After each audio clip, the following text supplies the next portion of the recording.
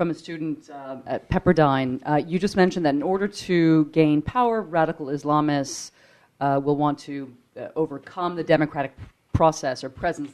By that I mean, probably means to challenge the democratic process taking place. How much of a threat does this pose to the surrounding democratic countries in the Middle East? Which in particular countries were you mentioning? Were you thinking of? Turkey. All right, thank you. That is a very interesting question because certainly, Turkey is a very complex place. We have seen a country that's had, military rule off and on. We've seen, Kurdish separatism. We've seen secular parties that are divided. We've seen an Islamist party as well. In that I think that, the future of Turkey is unclear, and I think that part of it has to do with are they going to be accepted or rejected by the European Union, and what is sort of the impact of this. I also think that although I disagree with Samuel Huntington's Clash of Civilization book, as a whole, one thing he pointed to is that there are certain countries which seem to be divided within themselves, that the elite belongs to one civilization and the masses to another. And certainly, I think with Turkey, with this secular, highly nationalist elite, versus a more Muslim mass population, and what we've seen is that the Islamist parties have been willing to act democratically in Turkey. It's been the secular nationalists that often have not been, and that I think is highly, highly unfortunate. I think the fact that we have Islamist parties that are willing to operate in a democratic manner in Turkey is something that we need to celebrate and to work with, that it's in American interests to show that democratic Islamist parties provide an alternative to non-democratic ones, and that the U.S. is willing to work with countries ruled by such parties, and that because the alternative lesson is the one Al-Qaeda wants people to draw, that no, the Americans won't work with such parties, that we have no room for them. Therefore, the angry logic of the revolutionary, in other words, that the enemy is bad, we are good, there's no talking with the enemy, they must be overthrown, they must be killed. That's the logic that will prevail. Marjanasi, Press TV. Can you hear me? I don't know if you are aware of the survey yesterday, which showed public disapproval for the Afghan war at its lowest since President Obama took presidency. What do you think of this in relation to the senators that recently came back from Afghanistan saying we need to extend our time there, we shouldn't have a timeline? And your thoughts on that? Yeah, well, I just think that it's really very strange. They can see these are... people who run for office can see the polls that it's not popular, and yet they're calling for extending the stay. Now, maybe their opinion may vary in their particular districts. America's a very complex and diverse country, so I'm presuming they know what they're doing. But I suspect that when it comes right down to it, that they would say one thing, in other words, yes, we should extend our stay in Afghanistan, but when it comes down to it, that no, they're not going to do something that really hurts their chances. And so that's my view.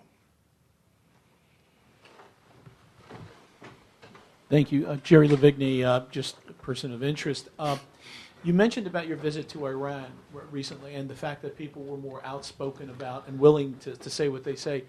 You recently just wrote in the article that's on your website about the various local conflicts and what happens in different regions and that. And one, Iran, which I thought was a very interesting one, you kind of mentioned the fact that we need to, perhaps people believe that sanctions are going to bring the Iranians to the table. They're going to bring, sanctions in general, bring whomever we want to the table to negotiate, to talk, to do those things. Do you really, in the article you raise an interesting point. We have to, as you mentioned many times, to fill a vacuum. Maybe that vacuum means instead of hardening those sanctions to bring people to the table, they need to have a change of opinion or a change of statement. Many say President Obama initially reached a hand of welcome in that. But in reaching that hand, obviously the sanctions have only, since July 1st and CISADA and everything that's happening there, it's only gotten stronger and more demanding, and it's saying the world is with us when really everybody looks at it more as a U.S. than the world, especially when you have China and Russia. And I'm just wondering, do you believe that sanctions in this particular case are going to be successful, or are they simply prolonging this enmity and hostility between what we have with Iran, never mind the current government, but whomever we need to deal with in Iran? Well, first of all, thank you for reading my articles on my website. That's to be encouraged. I really appreciate that. That's right, yes. And I guess there was sort of a certain symmetry in my proposals for Iran and Afghanistan, or Iran and Pakistan. In other words, with Pakistan, we're engaging. Maybe we need to move toward containment. And with Iran, we're containing. Maybe we need to move toward engagement on this, because it strikes me that the Obama reaching out the hand of friendship. I don't mean to defend the Ayatollah Khamenei, but he did indicate that we would be willing to talk with the U.S. if it changed its behavior. And what we see is, you say you want to talk to us, but now you're increasing sanctions, et cetera, et cetera. And it struck me that at the same time that Obama was talking about improving relations with Iran, he was talking about improving relations with Russia, because we wanted Russia to work with us against Iran on the nuclear issue. And it struck me that you can't do both at once. In other words, that you cannot, because if you're working with Russia against Iran, then you're not improving relations with Iran. So what are you more serious about? And I think that improving relations with Russia is what that the Obama administration has been more serious about.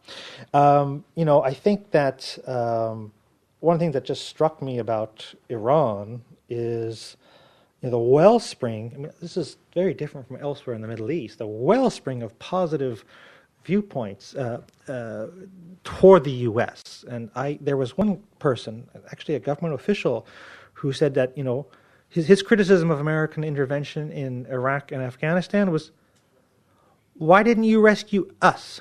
Those people can't appreciate what you're doing for them. We would.